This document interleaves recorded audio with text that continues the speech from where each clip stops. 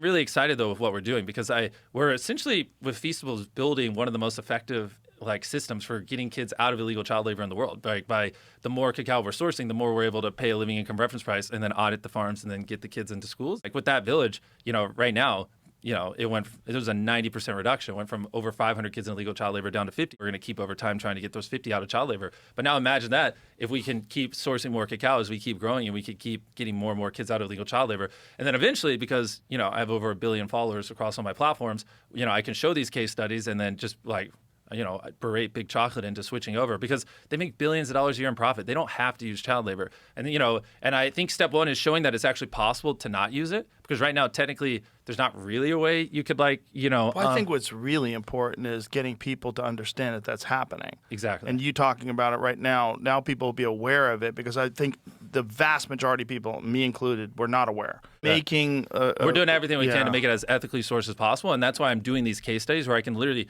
factually show people knocking on the doors, show because obviously I know as I start to talk about this more, there's no doubt in my mind they're going to sue me because obviously Big Chocolate doesn't like the idea that people are learning that there's so many. Let's just put a little bit of the money towards getting the kids into school and putting people that aren't kids on the farms. And so ideally, that's what comes of it.